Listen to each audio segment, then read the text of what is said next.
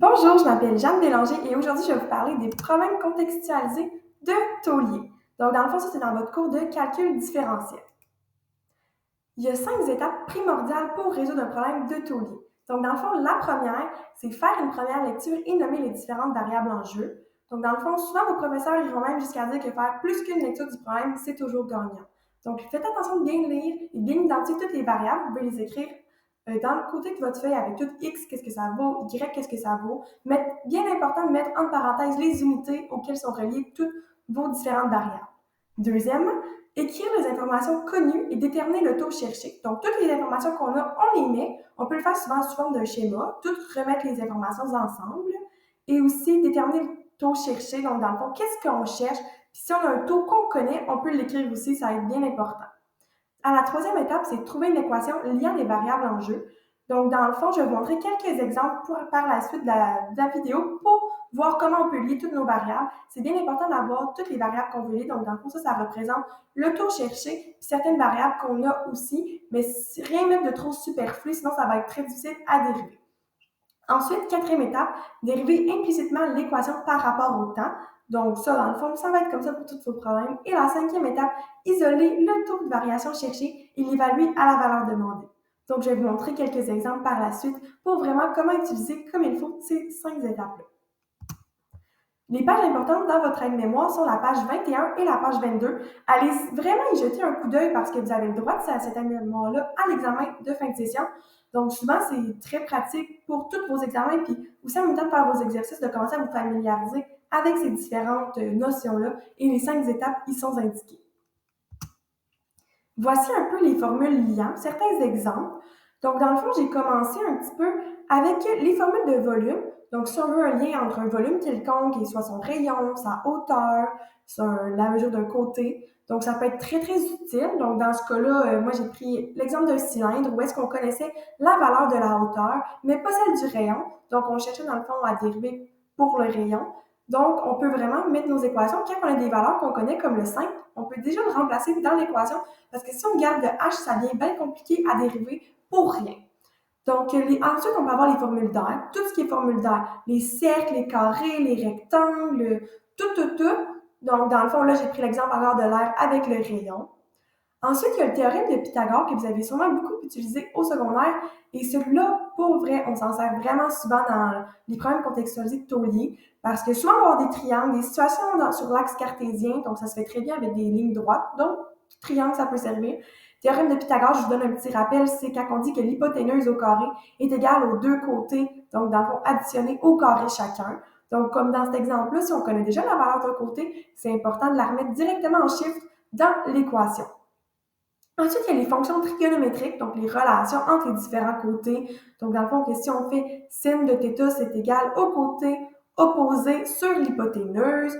Puis là, si on fait θ est égal à arc-sin de x sur y, admettons si on cherche l'équation pour θ, donc θ qui est l'angle, bien sûr. Puis ça, dans le fond, c'est si on cherche vraiment le lien entre θ qui est l'angle x et y. Sinon, il y a aussi les triangles semblables. Donc, dans le fond, quand on a un triangle dans un triangle, on peut s'occuper de prendre vraiment, dans le fond, comme si l'angle, c'est le même pour les deux. Donc, l'angle pareil, les mesures des côtés sont différentes, mais il y a un rapport à faire entre les deux. Ensuite, il y a les fonctions trigonométriques. Donc, certaines définitions de cela. On a quand on fait sin de θ, ben, c'est opposé sur hypoténuse. Cos de θ, c'est adjacent sur hypoténuse. Puis tan de θ, c'est opposé sur adjacent. Donc, certains peuvent connaître le SOHCAHTOA. Donc, SO pour sin opposé hypoténuse. K pour C, ben cos dans le fond, adjacent, hypoténuse et TOA pour tan opposé adjacent. Bien important, toutes ces différentes équations-là peuvent vous servir, ainsi que les différentes équations spécifiques à un problème. Donc, parfois, ils vont vous les donner si c'est plus spécifique. Nous sommes maintenant rendus à faire un premier exemple, dans le fond, pour appliquer la théorie qu'on vient de voir. Donc, le premier exemple, ça va être l'exercice 31 à la page 246. Je vous lis l'énoncé et on résout ça ensemble par la suite. Donc, si vous voulez, je peux vous lire l'énoncé ou vous pouvez le lire par vous-même. Essayez de le faire un petit peu avec les étapes qu'on a vues, puis après ça, continuez la vidéo pour voir si vous avez bien fait. Ou sinon, vous pouvez seulement écouter pour le premier, puis il y aura un deuxième exemple par la suite et vous pouvez décider de faire le deuxième, dans le fond, par vous-même. Donc, ça va être ce qui joint Une voiture se déplace sur une route à une vitesse constante de 20 mètres par seconde lorsque le passager de la voiture voit un cerf immobile situé à 30 mètres de la route et à 50 mètres de la voiture. Comme le montre le schéma ci-dessous, le schéma va être à la prochaine diapositive. Donc, dans le fond, on a déjà un taux ici, puis on sait déjà que le cerf est situé à 30 mètres de la route et à 50 mètres de la voiture. Nous allons commencer, dans le fond, par l'étape A, donc la première partie de la question. À quel rythme l'angle θ varie-t-il au moment où le passager voit le cerf? Donc, ici, on a notre schéma, on a notre cerf, où est-ce qu'il est positionné, on a notre voiture. On sait qu'ici, on a 30 mètres entre le cerf et la route qui est dans le fond les X ici, et la voiture est à 50 mètres du cerf, donc dans le fond, Z est égal à 50 mètres. La première étape, ça va être de faire une première lecture et nommer les différentes variables en jeu. Donc, on a X, qui est la distance horizontale en mètres. On a Z, la distance entre la voiture et le cerf, ici, qu'on a dit tantôt qu'on va chercher quand que la voiture se cherche à 50 mètres. Θ, l'angle entre la voiture et le cerf, donc ici, qu'on va mettre en radians. Et T, qui est le temps en secondes. Donc, le temps, il faut presque tout le temps l'identifier, même s'il n'est pas dans notre schéma, parce qu'il va nous servir une fois qu'on est rendu à dériver implicitement par rapport au temps. Donc, il est bien important de remarquer que j'ai mis toutes mes variables, tout ce qu'elles signifient et en parenthèse, toutes les unités. Ça, c'est bien important, les unités, parce que sans ça, les professeurs ne peuvent pas vraiment voir si c'est tout le temps cohérent dans vos calculs. L'étape 2, ça va être écrire les informations connues et déterminer le taux cherché. Donc, dans le fond, on sait que dx sur dt, c'est égal à moins 20 mètres par seconde parce que la voiture se déplace vers le cerf, donc dans le fond, la distance diminue, puis elle se déplace à 20 mètres secondes, comme on a pu le voir dans la mise en situation, dans le fond, qu'on a lu tantôt. Ensuite, on cherche la dérivation, donc comme on dit ici, la variation de θ par rapport au temps lorsque Z est égal à 50, donc quand la voiture est à 50 mètres du cerf. La troisième étape, c'est de trouver une équation liant les variables en jeu. Dans ce cas-ci, on peut utiliser tant la tangente de θ est égale à 30 sur x, donc dans le fond que tangente θ est égale au côté opposé sur le côté adjacent, donc ainsi, d'où dans le fond, ça c'est un rapport trigo, donc comme je vous ai montré tantôt avec le SOHCAHTOA, et θ est égal à arctangente de 30 sur x. C'est bien important de le remettre dans le fond de l'autre côté parce que nous, ce qu'on cherche, c'est vraiment juste dθ sur dt. Donc, avec l'équation qu'on a en bas ici, c'est beaucoup plus facile d'aller directement choisir, dans le fond, d'aller directement isoler dθ sur dt parce que tout le reste est l'autre côté. Ensuite, à l'étape 4, on va dériver implicitement l'équation obtenue par rapport au temps. Donc, on avait θ est égal à arctangente de 30 sur x. Là, on va rajouter le d sur dt, le d sur dt ici, dans le fond, des deux côtés. Ensuite, vous allez simplement isoler, donc dans le fond, avec vos formules de dérivation que vous avez vues précédemment dans le cours, ce qui va vous donner 1 sur 1 plus 30 sur x à la 2. Puis là, on va revenir dériver l'intérieur de l'arctangente. Donc, dans le fond, ici, le 30 sur x. Donc, on peut mettre 30x moins 1. Si c'est plus simple pour vous, vous pouvez quand même garder 30 sur x. Donc, on a notre première partie. On redérive ça ici. Et on arrive avec notre première partie qu'on a pu distribuer à la 2 au 2 ici. Puis, on arrive avec moins 30x moins 2 dx sur dt. Parce que le x, dans le fond, ici, il n'était pas en t. Donc, ça nous a fait qu'en dérivant implicitement, qu'on gardait le dx sur dt. Ça, c'est correct parce qu'il va nous servir tantôt, on sait sa valeur. Donc, dans le fond, quand on va résoudre, ça va être bien correct. Après ça, on peut simplifier un petit peu les choses. Donc, 1 sur 1 plus 30 au carré sur x au carré. Ça, c'est resté la même chose. J'ai juste mis le x au carré en dessous pour qu'on le voit mieux. Souvent, les personnes, on le voit mieux quand c'est en divisé, quand c'est écrit comme ça. Ensuite, on a moins 30 sur x2. Le x à la moins 2 ici, il est descendu au dénominateur. Et on garde dx sur dt. Ensuite, on va avoir moins 30 sur x2, ça ici. Donc, j'ai mis le x2 en évidence, dans le fond, en avant. On va avoir 1 plus 30x2. Bien, dans le fond, c'était le 30 qui était ici, là. Si je me suis mal exprimée, le 30 qui était ici vient où est-ce que le 1. Et le x2 va vraiment aller en avant ici. Donc, on reprend le paquet qu'on avait et on le remet en avant. Dx sur dt. Ensuite, on va avoir moins 30 sur x2 plus 30 x à la 2, parce que le x2, on va le distribuer au 1 et on va venir le distribuer au 30 à la 2, x à la 2. Fait que les x à la 2 vont s'annuler. Puis on garde encore le dx sur dt. Bien important qu'ils suivent jusqu'à la fin de vos équations, parce que c'est vraiment ça qui va nous servir à évaluer un bon taux à la fin de l'équation. Ensuite, ça c'est le taux qu'on est arrivé à l'étape 4, donc dans le fond, à la diapositive précédente, de moins 30 sur x2 plus 30 au carré dx sur dt. L'étape 5, ça va être de venir isoler le taux de variation cherché et évaluer la valeur demandée. Donc, dans le fond, on savait que dx sur dt, c'était moins 20. On l'avait identifié à la première étape. Fait que là, on va venir, dans le fond, trouver les autres valeurs qui nous manquent. Donc, trouver valeur de x, la valeur de x, dans le fond, qui est le x ici. Parce qu'on a un x qu'on voit dans notre dθ sur dt qu'on n'a pas encore en chiffre. Donc, dans le fond, ça va être bien important de trouver une valeur pour lui afin de pouvoir résoudre l'équation qui dérive implicitement. Donc, si on veut le décider, c'est vraiment simple de le trouver par rapport à un rapport trigonométrique. Donc, on prend nos côtés. Donc, c'était x au carré est égal à z au carré moins 30 au carré. Mais pour enlever le carré du x, on peut faire la racine carrée comme ça. Donc, dans le fond, on sait que x est égal à ça, ici. Ensuite, on va avoir notre x, on peut remplacer notre valeur de z qu'on avait quand on le cherchait dans le fond, ce taux-là, c'était à z qui vaut 50. Donc, on peut le remplacer directement. On arrive avec toutes des valeurs numériques, donc toutes des chiffres. Et c'est possible après ça de voir que le x, il vaut 40 mètres. Donc, on va pouvoir s'en servir dans le fond quand on va vouloir résoudre notre équation. Ensuite, on sait que lorsque x vaut 40 mètres et dx sur dt est égal à moins 20 mètres par seconde, ça c'est ce qu'on avait identifié à l'étape 2, puis x sur 40, c'est ce qu'on vient de trouver. Là, on cherchait dθ sur dt lorsque z vaut 50. Donc, on reprend la même équation qu'on avait tantôt en haut ici, on la redescend en ayant moins 30 sur x2 plus 30 au carré avec dx sur dt lorsque z vaut 50. Là, vu qu'on a certaines variables qu'on connaît, comme dx sur dt, on sait que ça vaut moins 20, x à la 2, on sait que x vaut 40. Donc, on peut directement les remplacer nos valeurs de valeurs de variables, dans le fond, par des valeurs qu'on a trouvées, les valeurs numériques.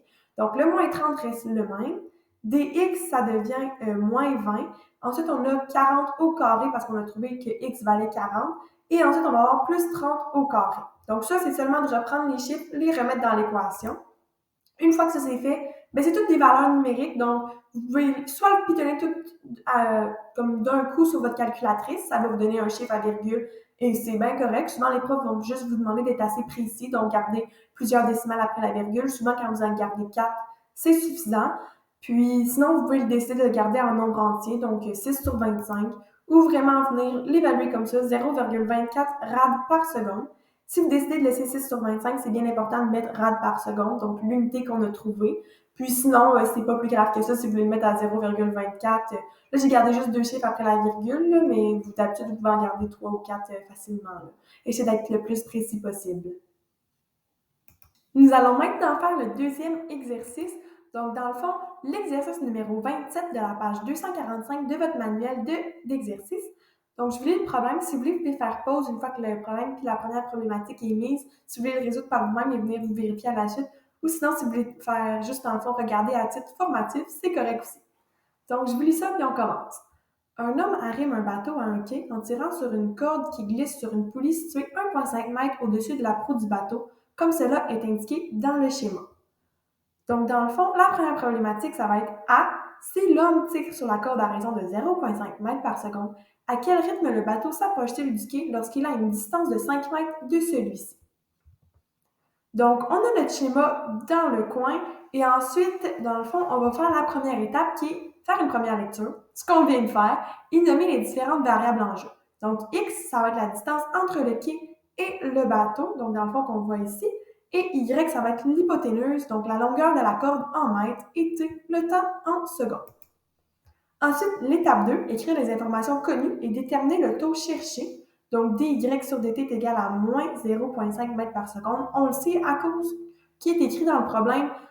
L'homme tire sur la corde à raison de 0,5 m par seconde. Donc, on sait que la variation ici, c'est 0,5 m par seconde. Le négatif, parce que dans le fond, la distance diminue à force que le monsieur tire. Ensuite, on cherche dx sur dt lorsque x vaut 5 mètres. Donc, dans le fond, la variation du côté ici x quand le bateau se rapproche du quai. L'étape 3, ça va être de trouver une équation liant les variables en jeu. Donc, dans ce cas-ci, j'ai pris Pythagore. Donc, dans le fond, y à la 2 est égal à x à la 2 plus 1,5 au carré. Ensuite, j'ai isolé dans le fond comme ça. J'ai mis mon 1,5 au carré, j'ai mis en chiffre.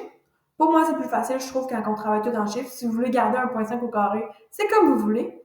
Ensuite, j'ai isolé mon x à la 2 d'un côté en me faisant le moins de l'autre côté dans le fond. Parce que vu qu'on cherche dx sur dt, c'est vraiment le fun d'avoir juste dx d'un côté. Comme ça, quand on l'isole, on arrive directement à la bonne réponse. Donc, c'est pour ça que j'ai fait ça ici. Puis j'ai fait ma racine dans le fond vraiment pour avoir juste la valeur de x. Si vous voulez, vous pouvez mettre dans le fond une demi à toute votre expression. Ça revient au même que la racine. C'est plus facile à dériver. L'étape 4, ça va être de dériver implicitement l'équation obtenue par rapport au temps. Donc, on reprend l'équation qu'on a trouvée à l'étape 3 et on va venir dériver ça. Donc, d sur dt, donc pour le côté x, puis on fait la même chose de l'autre côté. Je n'ai pas détaillé la dérivation, mais si vous voulez, dans le fond, je peux vous l'expliquer un petit peu. Donc, il y a une demi, on l'a remis en avant ici, avec le 2 qui est au déno. J'ai pas mis de 1 en haut parce que c'était pas nécessaire vu qu'on avait d'autres termes. Ensuite, cette équation-là, à la une demi, on va faire moins 1. Donc, une demi moins 1, ça fait moins une demi. D'où la raison que l'expression est rendue au dénominateur. Ensuite, on va dériver l'intérieur de la parenthèse. Donc, le y à la 2, ça va faire 2y dy sur dt. Vu que c'est pas en t, il faut vraiment la garder séparément. Et moins 2,25, vu que c'est une constante, on peut l'enlever, ça donne 0. Donc ça me donne vraiment la formule qu'on a eue ici. Ensuite, moi, j'ai décidé d'enlever les deux. Donc 2 de en haut, 2 de en bas, ça se divise, ça donne 1. Donc ça simplifie l'équation. Une fois que cette équation-là est trouvée, on peut passer à l'étape 5, donc isoler le taux de variation cherché et l'évaluer à la valeur demandée. Donc, on va commencer par trouver les valeurs qui nous manquent. Donc, dans l'expression qu'on peut voir en haut, on n'a pas la valeur de y, donc on va vouloir la trouver. Pour trouver y, simplement Pythagore, on y va avec, on connaît 1,5 mètres comme valeur dans le fond du côté opposé ici. Puis, on sait que x, c'est 5 mètres. Donc, on remplace, on met notre y qui est égal à la racine carrée de ça ici. Ça va nous donner y qui est égal à 5,22 mètres. Vous pouvez le calculer avec votre calculatrice. Ensuite, la deuxième chose qu'on a, on a un y au carré ici. Si vous voulez, vous pouvez simplement mettre votre 5,22 au carré dans l'expression, ça fonctionne. Moi, souvent, j'aime ça faire un petit calcul à côté. Ça me simplifie la vie, puis je les fais tout un après l'autre. Comme ça, quand j'arrive pour les remettre ensemble, ils sont toutes préparées. Mais ça, c'est à votre choix. Donc, j'irai dans le fond avec l'expression qu'on a vue ici en haut, dans le fond, pour le numéro 1, mais sans nécessairement mettre la racine, d'où on garde, dans le fond, le y au carré. Puis là, dans le fond, on a notre chiffre. On peut le pitonner sur la calculatrice, ça nous donne 27,25. Puis dans le fond, ici, on va voir lorsque x vaut 5 mètres et y est égal à 5,22 mètres, comme on a vu ici. On va chercher dx sur dt lorsque x est égal à 5 mètres et y 5,22 mètres. On reprend l'équation qu'on avait calculée à l'étape 4 ici et on remplace toutes nos variables par ce qu'on a trouvé. Donc, y, on avait trouvé que c'était 5,22, donc on le met ici. Ensuite, dy sur dt, on savait que c'était dans le fond moins 0,5 comme on avait dit à l'étape 2, donc on le remplace ici. Y au carré, on a trouvé que c'était 27,25, on le remplace ici aussi. Donc là, quand on arrive avec tous des chiffres, il n'y a plus rien à dériver, tout avait été dérivé, il n'y a plus aucune variable qu'on ne connaît pas. Là, ça va bien notre affaire, puis on peut comme juste simplifier. Soit que vous pouvez le prendre tout d'un bout et le calculer dans votre calculatrice, ça va donner un chiffre à virgule. Encore une fois, c'est bien correct, soyez juste assez précis, gardez 3 ou 4 décimales. Sinon, vous pouvez y aller avec un chiffre dans le fond entier. Donc, moi, j'ai commencé par faire le numérateur, faire le dénominateur, puis ensuite, ça m'a donné moins 0,522 mètres par seconde. Donc, bien important de mettre les unités. Puis, si vous voulez garder les nombres entiers, dans le fond, mettre les unités. Encore une fois, avec ceux-là aussi. Puis, c'est ce qui conclut, dans le fond, pour cette capsule-là.